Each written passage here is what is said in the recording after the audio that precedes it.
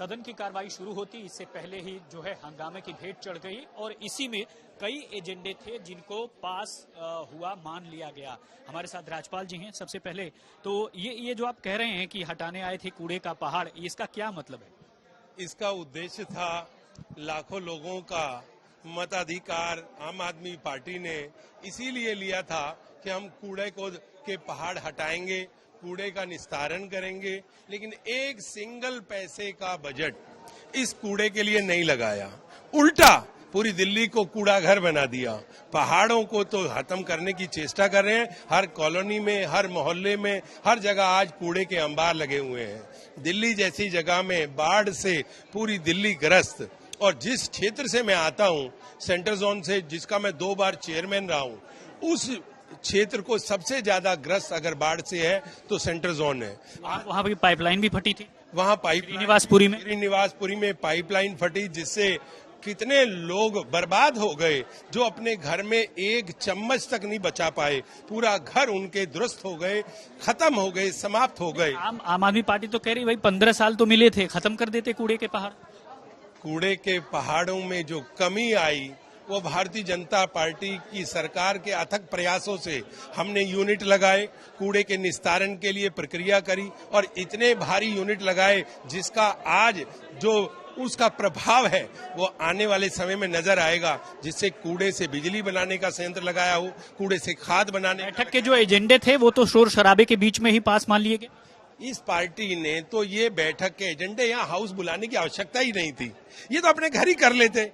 House बुलाकर के उस पर चर्चा की जाती है, उस पर अच्छाई और बुराई की संवेदना ली जाती है, लेकिन इस पार्टी के अंदर ना तो संवेदना है, ना ये काम सीखना चाहते हैं। वेल में तो सदन के पटल के सामने तो आम बीजेपी के भी पार्षद गए थे। बीजेपी के पार्षद गए थे कि जब आपको काम आता नहीं है, आप निंदा प्रस्ताव लाने की चेष्टा कर रही हैं, पहले आप शोक प्रस्ताव आते हैं, और शोक प्रस्ताव तीनों लीडर्स उसको बोलते हैं, चाहे लीडर वो अपोजिशन हो या सदन का नेता हो या दूसरी अदर पार्टी का हो, सबको बराबर समय मिलता है जो इसकी नियम अनुसार है। लेकिन इनको नियम मानना नहीं, कानून की मर्यादा को मानना नहीं, और अपनी चलानी है, जिसका यही परिणाम है। आम आदमी पार्टी के पार्षद प्रेम चौहान मेरे साथ है बातचीत करने के लिए। प्रेम जी, सबसे पहले तो ये जो विपक्ष है उसका ये कहना है कि हंगामा हुआ सदन में और उसके बीच में जो मिनट्स हैं वो पास कर लिए गए।